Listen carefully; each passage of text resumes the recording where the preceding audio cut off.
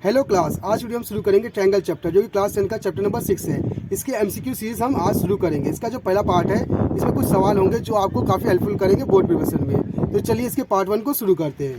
तो देखिए इसका पहला सवाल क्या कह रहा है। ये कह रहा है कि टू फिगर, अगर कोई दो फिगर है हैविंग द सेम शेप, दोनों की शेप क्या है, सेम हो, not necessary the same size, size same ना हो लेकिन शेप क्या हो, सेम हो, तो वो क्या होंगे, सिमिलर फिगर होंगे या इक्वल फिगर होंगे। अच्छा, अगर इक्वल फिगर होगा तो उनका सेम साइज होगा, ठीक। तो ये इक्वल तो फिगर होगा नहीं, तो आप कह सकते हैं यहाँ क्या होगा, सेम शेप के लिए आप कह सकते हैं सिमिलर फिगर होगा। तो ऑप्शन कौन सा, ऑप्शन है हमारा करेक्ट हो जाएगा।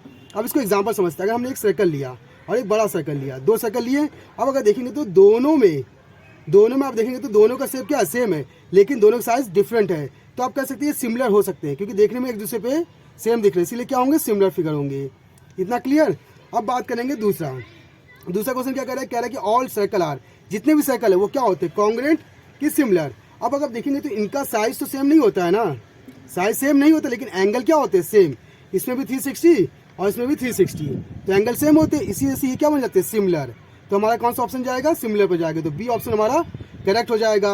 अब बात करें question number third. Question number third क्या कह रहा है। ये कह रहा है कि ऑल स्क्वायर, जितने भी स्क्वायर है वो सिमिलर होते हैं कि कॉन्ग्रुएंट होते हैं।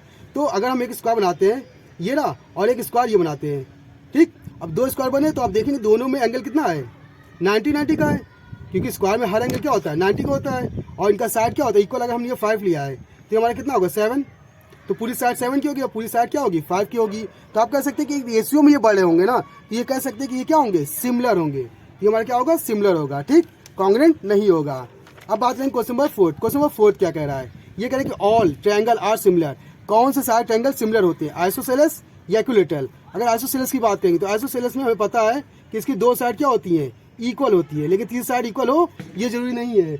लेकिन अगर वहीं बात करें इक्विलैटरल के लिए, तो इसमें क्या होता है, तीनों एंगल क्या होते हैं, इक्वल होते हैं। किसी भी ट्रायंगल में तीनों एंगल क्या होंगे, इक्वल।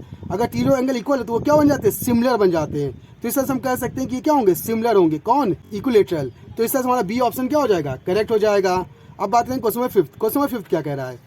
ये कह रहा है कि हमको दो फिगर ये दिया गया है, एक का नाम ABCD और एक का नाम PQRS है, दो क्वाड्रिलेटरल है। इसमें बताया गया कि इसका ये एंगल ये एंगल ये एंगल ये एंगल और ये एंगल इक्वल है, ठीक। तो हमें पता है कि इसका चौथा एंगल भी क्या होगा, इक्वल होगा, ठीक। तो अब बताने कि दोनों क्या होंगे, असल में अगर उनके एंगल इक्वल है, ठीक ना, तो हम कह सकते हैं वो हमारे क्या होंगे, सिमिलर होंगे। ये दोनों फिगर कैसे हैं, सिमिलर है। लेकिन आप नोटिस करके देखेंगे कि इनके साइड का रेशियो, जो साइड का रेशियो है वो इक्वल नहीं होगा, ठीक। तो हम कह सकते हैं सिमिलर नहीं होंगे। तो इसका आंसर क्या होगा, नॉट सिमिलर।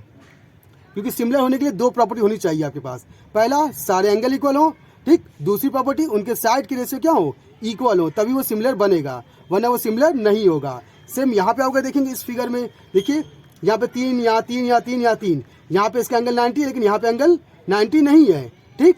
तो लेकिन यहाँ पे रेशियो क्या है, देखिए सेम है ना, साइड का रेशियो क्या है, सेम है।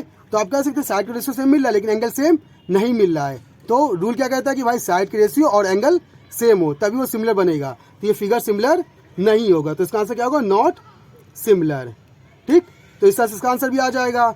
वही बात करें क्वेश्चन नंबर 7। क्वेश्चन नंबर 7 में आप नोटिस करेंगे कि यहाँ पे एंगल कितना मिल रहा है, 90, दोनों फिगर में देखिए 90 मिल रहा है ना, लेकिन इनके साइड के रेशियो यहाँ 1 है, और यहाँ पे देखिए ये 1 हो गया और ये 1 हो गया, लेकिन ये 3 और ये 5, यहाँ रेशियो इक्वल ही नहीं आ रहे, ठीक। अगर रेशियो इक्वल नहीं आ रहे तो ये भी हमारा फिगर क्या होगा, नॉट सिमिलर हो जाएगा, ठीक।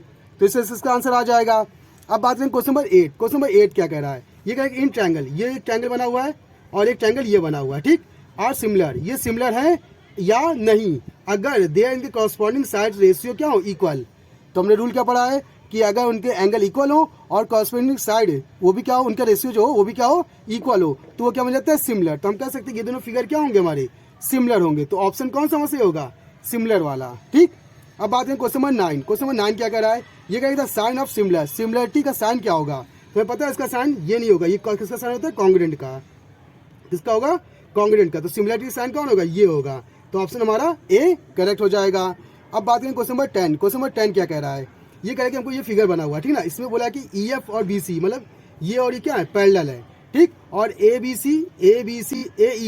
AEF ये दोनों ट्रायंगल क्या है, हमारे सिमिलर हैं, ठीक। तो हमें बताना है कि AEF मतलब ये एंगल जो है वो किसके इक्वल होगा, ठीक ना। अब नोटिस कीजिए, अगर ये सिमिलर है, सॉरी ये दोनों क्या है, पैरेलल है, अगर पैरेलल होगा तो ये लाइन इसको कट करेगी, तो इसका मतलब ये एंगल और ये एंगल क्या होंगे, इक्वल। तो आप कह सकते हैं ए बी सी, कौन सा angle, angle A B C, ये इक्वल हो जाएगा किसके, एंगल ए ई एफ के। ठीक, क्यों इक्वल होंगे, क्योंकि क्या है, कॉरस्पॉन्डिंग अल्टरनेट एंगल है।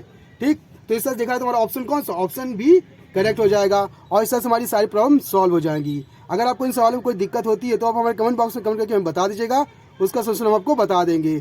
तो आज की क्लास के लिए धन्यवाद।